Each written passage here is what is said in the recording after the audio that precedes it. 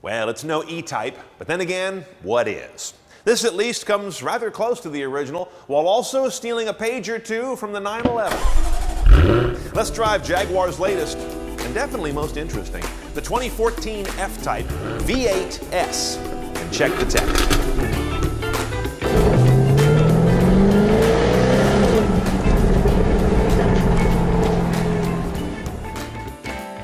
Now, I'll tell you, my experience with this car, driving it in the real world for a few days, is that people fall in love with it.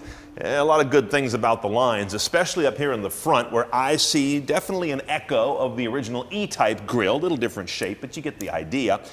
You've also got a little bit of Honda S2000 and a little bit of Miata up here, and I don't mean those as insults, although I guess at this price they kind of are. Now, parked next to an original E-Type, this F would look like a moving van. But don't blame Jaguar. Blame 50-some-odd years of regulations that tell you where the headlights have to be, where the bumpers have to be, how many airbags you need, how you have to handle pedestrian impacts, side impact, rollover. That said, this and the original E-Type are within about an inch of each other, nose to tail. After that, they begin to diverge quite dramatically. At the rear, something of a horizontally pinched rump also echoes the E-Type, as do the similar horizontal slit tail lamps.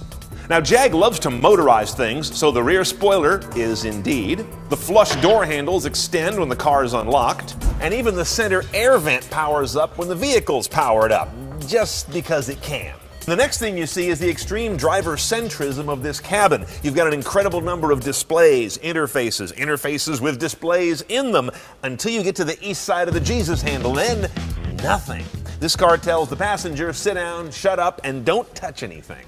Now, operating this car's head unit is a relatively limited experience. You're not going to get on a controller, there isn't one. It's all touchscreen and quite responsive, and interestingly, no voice command. But I can't say I miss it because most voice command systems in cars are crap. And notice what they've done to economize real estate around the climate system, which always takes up a lot more real estate than it does need to spend time with it. So Jag has embedded displays inside the knob. As you turn this knob for driver's side temp, it shows it inside the knob face. Press it and it turns into the seat heating or cooling control with similar display. It's a nice way to clear things up. Now let's talk about the drivetrain and powertrain controls. Easy to spot because they're all in a copper tone color. Paddle shifters, downshift left, upshift right, mounted to the wheel. Not my favorite, but they're nice and tall, so you can get to them pretty easily from anywhere. Start-stop button, of course. Over here is a very simple vehicle dynamics control. Push it up once to get your snow, mud, ice, slippery condition. Push it down, and it's in the middle now for normal driving. Pull it down to this checkered flag, and now you're in dynamics mode, and it tells you that with one icon on the center LCD. This is nice and simple and easy to use. Your shifter here that goes to your 8-speed quick shift automatic, no manual, no DCT in this car. Controversial, but we'll check it out on the road here in a minute. You've got a power button for your spoiler if you like playing with that thing or washing the car. And then you've got your sport exhaust on-off button here. Now, related to our drive systems here is another menu. Up on the home menu, you go into extra features, and then you get to this stuff called Dynamic Eye. This is an optional set of technologies on this car. When you hit that, you're going to be given an area for custom setup of just about everything in the powertrain. You can decide how you want the gear shifts to behave, dynamic or normal. Suspension, which is adaptive in these cars, dynamic or normal. Steering, same thing. Engine throttle response and power delivery, similar. Push this and you get a track timer, because yeah, you're going to be tracking your $90,000, 3,600-pound convertible all the time. Over here is your G-force sensor, you know, kind of fun to watch. And here is some pedal display, like I don't know what I'm doing. That's kind of superfluous, but they had room for a button, so why not? Now, in terms of media, you've got basically one set of inputs and two choices on the output. You've got radio with HD and satellite optional. That's not included bass. Under here, My Music, you're going to find a whole variety of sources, which include the USB and the aux jack here in the center console.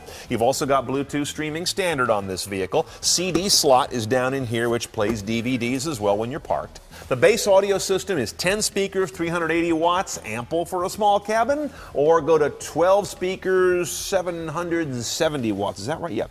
The base audio rig is 10 speakers in this little cabin, 380 watts. You can also up it to 12 speakers, 770 watts, and both are Meridian branded stuff. You're either going to have lots of sound or lots of sound. One thing I have a gripe about are these visors. They only come down. They do not sit here at the eyebrow and flip up. So all those times when you're driving along and the sun is right there, can't do anything about it except put your hand up here and look like a dork. Now, as you can see, Jag went with a conventional soft top, not a retractable hard top, though they did insulate this one really well. So it's pretty quiet on the road, and it goes quick, 12 seconds from one end to the other, whichever direction you're going. And as you can see, it does not go into the trunk, which is a good thing. It doesn't take up any trunk space. The downside is there isn't much trunk space no matter what position it's in. Now the hood opens as it should on this car, forward, and giving you a look at the 5-liter supercharged V8. These cars are rear-wheel drive, and there's one choice only between here and there, and that is an 8-speed automatic transmission called a quick-shift gearbox. That raised a lot of eyebrows. No manual gearbox, no dual-clutch gearbox, just an automatic, which we're going to check out on the road, and I think you're going to be impressed. The numbers on this mill are 495 horsepower, 460 foot-pounds of torque. This car weighs around 3,700 pounds, but gets up to 60 in 4.2 seconds. No kidding. Your mileage is fine, 1623. I'm averaging 16 mixed all the way. Okay, the first thing I do with our little friend is defeat the auto start stop, because as in any non-electrified car, I find it to be kludgy. The next thing I notice right off the bat is, wow, that is one crisp transmission, and it's an automatic, as I mentioned, not a DCT. Obviously not a manual, but it is super fast, super tight. I have no gripes about it. This has to be the best automatic transmission I have ever driven. Next thing you notice is that exhaust. It's actually obnoxious. It's really fun for a few minutes, and then you feel like an idiot because everybody's looking at you. There is so much power here. It's almost a bit much. This is a showy car in this configuration. I'd go for the V6, almost certainly. Now the F-Type is a flagship car, so they don't come cheap. Even the base vehicle is like 69 grand. This guy, the V8 S, bases out at 92,000. Then you got to add some things to get it CNET style. Let's start off with about 1,200 bucks for the big Meridian audio system. Why not? It's a small cabin, but nothing succeeds like excess.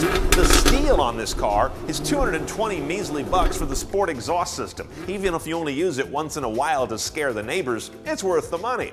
Now the big ticket stuff. $2,730 to add the fully addressable Dynamics package. It lets you really shape all the vehicles on the road systems and set your own profile. And about $2,100 gets you what they call the Vision Pack, which is the intelligent high beams, steerable front headlights, passive blind spot technology, rear camera, and front sensors. Now my philosophy on the F-Type, if it's possible to have one after just 3 days, is I would look down market. Consider also the V6 supercharged base car. It's going to save you 23 grand, get you substantially better miles per gallon, and still do a nice 5.1 to 60 miles an hour, but it's going to, I think, allow you to be much more engaged in the driving process. This car has an awful lot on tap. You spend a lot of time controlling it, keeping it from leaving Earth's orbit, and not as much driving it as I'd like.